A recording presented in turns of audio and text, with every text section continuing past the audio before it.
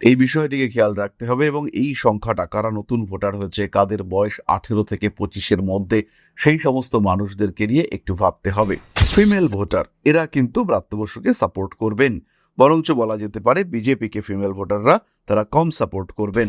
আরেকটি বিষয় খেয়াল রাখতে হবে, উভয় পক্ষই কিন্তু এখানে শেষ পর্যন্ত লড়াই করবে, তাই কাউকেই কিন্তু ময়দান ছেড়ে দেওয়ার জায়গা নেই, প্রত্যেকেই কিন্তু তীব্র লড়াই করবেন। তবে আলটিমেটলি এতগুলি বিষয় দেখবার পরে পাল্লা কিন্তু শাসক দলের দিকেই ভারী হচ্ছে। কন্যা রাশিতে রবি দিয়েছে 4 পয়েন্ট, মোটামুটি মডারেট, এবং বৃশ্চিকে কিন্তু রবি দিয়েছে 6 পয়েন্ট। ফলে ভাগ্যের সাপোর্ট, ইউনিভার্সের সাপোর্ট এটা কিন্তু দ্বিতীয় প্রার্থীর দিকে, অর্থাৎ বিজেপির দিকে কিন্তু ইউনিভার্সের সাপোর্ট রয়েছে, ভাগ্য ভালো হবে। কিন্তু ব্রাত্য বসুকে করতে হবে যেটা, সেটা হচ্ছে তীব্র লড়াই। ভাগ্যের ওপরে জয়লাভ করতে হলে পরিশ্রম, পরিকল্পনা এবং নিরলস প্রচেষ্টা, এই সবকটি বিষয়ের উপরে তাকে কিন্তু নজর দিতে হবে। লড়াই টাফ, খুব ইজি কিন্তু লড়াই নয়।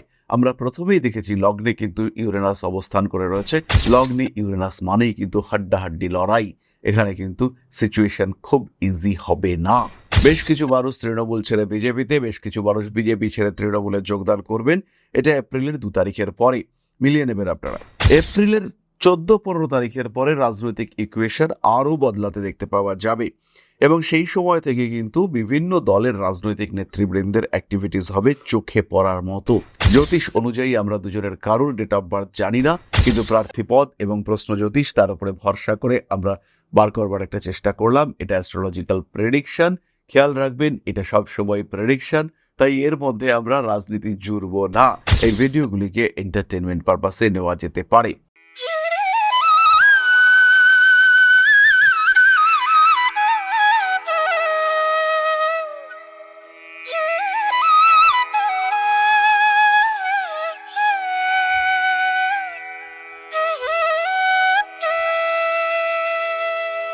নমস্কার, ঋষিবাণী ইনস্টিটিউট অফ ভেদিক অ্যাস্ট্রোলজির পক্ষ থেকে স্বাগত জানাই আজকের জ্যোতিষ আলোচনায়। আমি শান্তনু আপনাদের সঙ্গে।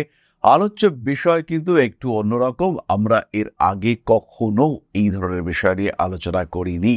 আলোচনার পদ্ধতিও সম্পূর্ণ অনন্য, এবং এই পদ্ধতিতে বিচার করা এটা কিন্তু একদমই সম্পূর্ণ এক্সপেরিমেন্টাল একটা প্রসেস।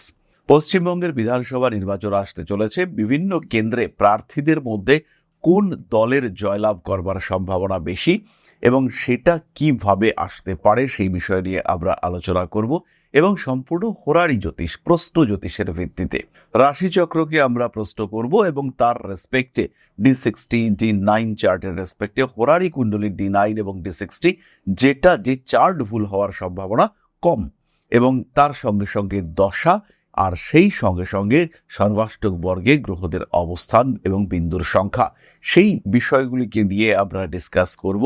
কোন প্রার্থীর জিতবার সম্ভাবনা কতটা, এবং কোন প্রার্থীর লড়াই করবার লেভেল কতটা, এবং কোন দিক থেকে সমস্যা আসতে পারে।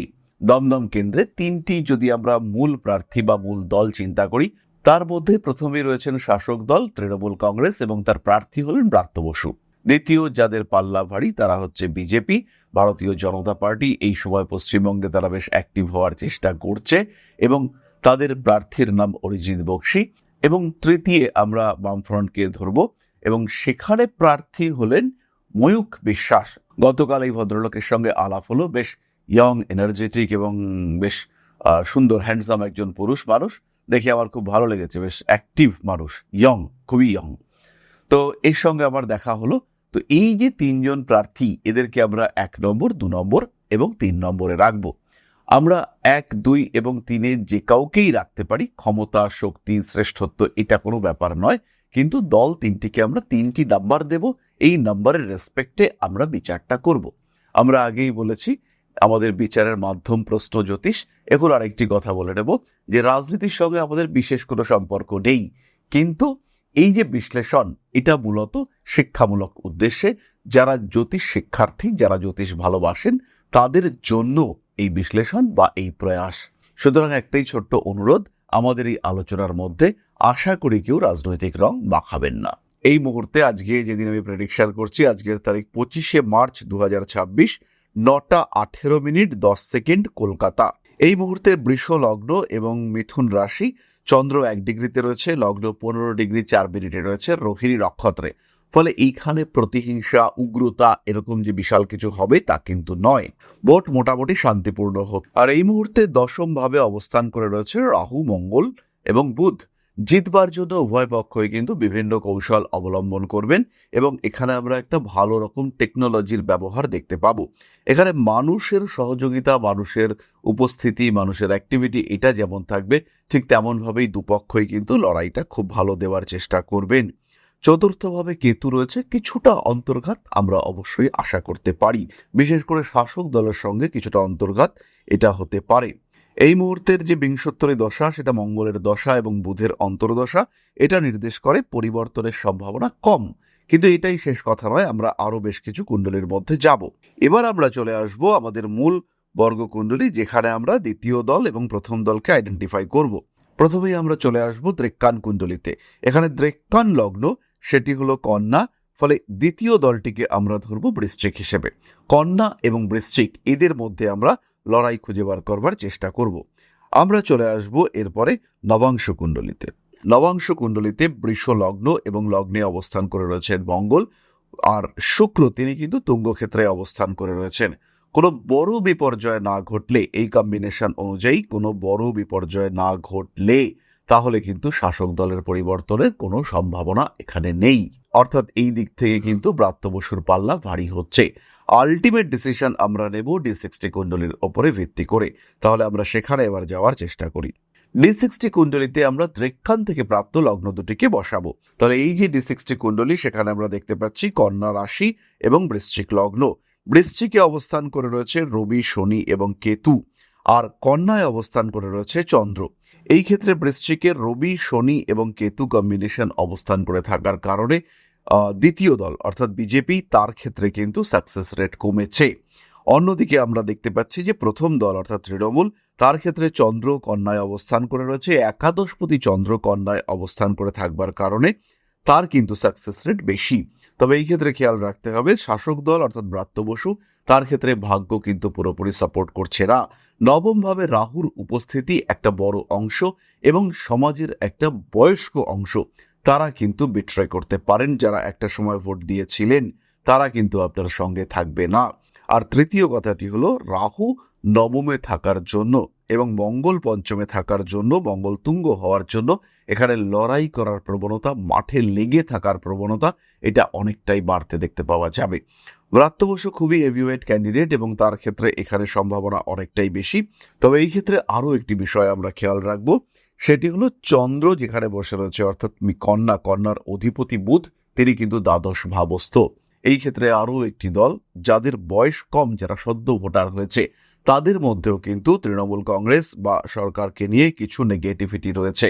তারা কিন্তু এখানে একটা বড় ইম্প্যাক্ট ক্রিয়েট করতে পারে, বড় নেগেটিভ ইম্প্যাক্ট ক্রিয়েট করতে পারে ভোট বাক্সের ক্ষেত্রে। এই বিষয়টিকে খেয়াল রাখতে হবে এবং এই সংখ্যাটা, কারা নতুন ভোটার হয়েছে, কাদের বয়স 18 থেকে 25-এর মধ্যে, সেই সমস্ত মানুষদেরকে নিয়ে একটু ভাবতে হবে। ফিমেল ভোটার, এরা কিন্তু ব্রাত্য বসুকে সাপোর্ট করবেন, বরঞ্চ বলা যেতে পারে বিজেপিকে ফিমেল ভোটাররা তারা কম সাপোর্ট করবেন। বয়স্ক মানুষদের সাপোর্ট, যাদের বয়স 50-এর উপরে, 60-এর উপরে, যারা একটু সিনিয়র সিটিজেন হিসেবে ট্রিটেড হন, তাদের কিন্তু বিজেপির প্রতি সাপোর্ট বেশি থাকবে। আরেকটি বিষয় খেয়াল রাখতে হবে, উভয় পক্ষই কিন্তু এখানে শেষ পর্যন্ত লড়াই করবে, তাই কাউকেই কিন্তু ময়দান ছেড়ে দেওয়ার জায়গা নেই, প্রত্যেকেই কিন্তু তীব্র লড়াই করবেন। তবে আলটিমেটলি এতগুলি বিষয় দেখবার পরে পাল্লা কিন্তু শাসক দলের দিকেই ভারী হচ্ছে। লাস্ট একটা ক্যালকুলেশন আমাদের ক্ষেত্রে বাকি রয়েছে, যেটা কিন্তু আমাদের আলোচনার মোড় ঘুরিয়ে দিতে পারে। এই ক্যালকুলেশনটি হলো সর্বাষ্টক বর্গের ক্যালকুলেশন এবং এখানে আমরা দেখতে পাচ্ছি কন্যা রাশিতে রবি দিয়েছে 4 পয়েন্ট, মোটামুটি মডারেট, এবং বৃশ্চিকে কিন্তু রবি দিয়েছে 6 পয়েন্ট। ফলে ভাগ্যের সাপোর্ট, ইউনিভার্সের সাপোর্ট, এটা কিন্তু দ্বিতীয় প্রার্থীর দিকে অর্থাৎ বিজেপির দিকে কিন্তু ইউনিভার্সের সাপোর্ট রয়েছে। ভাগ্য ভালো হবে, কিন্তু ব্রাত্য বসুকে করতে হবে যেটা, সেটা হচ্ছে তীব্র লড়াই। তার দীর্ঘকালের দমদম সম্পর্কিত অভিজ্ঞতা, তার অ্যাক্টিভিটি, তার টিম ওয়ার্ক, এই সমস্ত কিছু কাজে লাগাতে হবে। ভাগ্যের ওপরে জয়লাভ করতে হলে পরিশ্রম, পরিকল্পনা এবং নিরলস প্রচেষ্টা, এই সবকটি বিষয়ের উপরে তাকে কিন্তু নজর দিতে হবে। লড়াই টাফ, খুব ইজি কিন্তু লড়াই নয়। আমরা প্রথমেই দেখেছি লগ্নে কিন্তু ইউরেনাস অবস্থান করে রয়েছে। লগ্নে ইউরেনাস মানেই কিন্তু হাড্ডাহাড্ডি লড়াই। এখানে কিন্তু সিচুয়েশন খুব ইজি হবে না। সুতরাং এখান থেকে আমরা ডিসিশন নিতে পারি যে শাসক দলের পক্ষেই ফিরে আসার সম্ভাবনা এটা কিন্তু বেশি। হাড্ডাহাড্ডি লড়াই থাকবে, ভাগ্যের সাপোর্টের অভাব থাকবে, এই সমস্ত কিছুর মধ্যে দিয়েও বিষয়টিকে বার করে নিয়ে আসার চেষ্টা করতে হবে। যাই হোক না কেন, এটা আমাদের একটা প্রেডিকশন, এবং এরপরে আমরা যেটাতে চলে আসব সেই বিষয়টি হলো মূল জন্মকুণ্ডলী। ষষ্ঠী অংশ থেকে আমরা এবার একদম মূল লগ্নকুণ্ডলিতে চলে এসেছি। এখানে বেশ কতগুলো বড় বড় ইকুয়েশন চেঞ্জ হতে আমরা দেখব। তার মধ্যে প্রথম ইকুয়েশন চেঞ্জ হবে, দল বদলের পালা বেশ কিছু জায়গায় দেখতে পাওয়া যাবে, এবং সেটা হবে 2রা এপ্রিলের ঠিক পরে। বেশ কিছু মানুষ তৃণমূল ছেড়ে বিজেপিতে, বেশ কিছু মানুষ বিজেপি ছেড়ে তৃণমূলে যোগদান করবেন। এটা এপ্রিলের 2 তারিখের পরে, মিলিয়ে নেবেন আপনারা।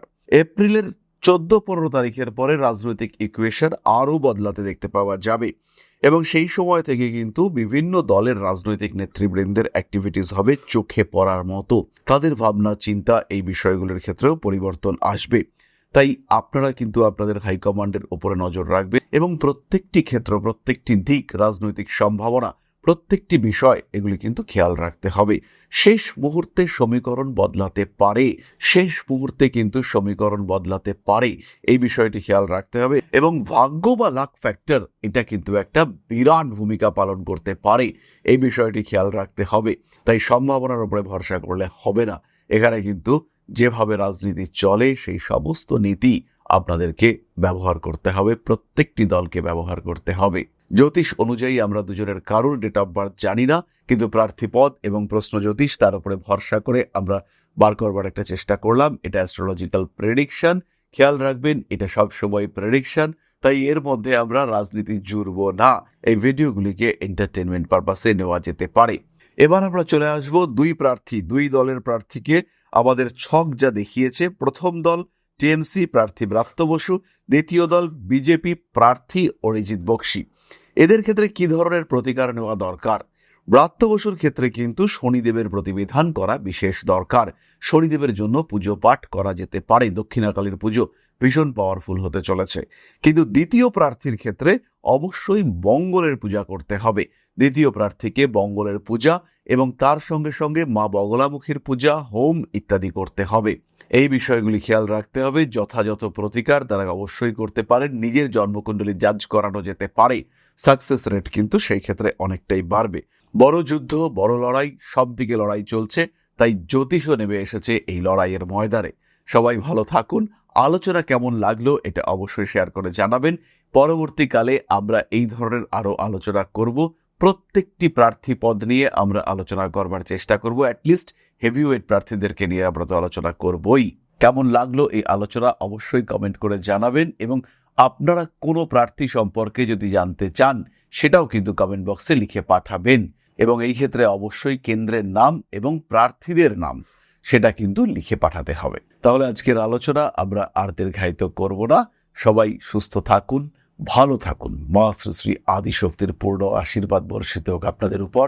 সমৃদ্ধ, আরো সমৃদ্ধ হয়ে উঠুক আপনাদের প্রত্যেকের জীবন।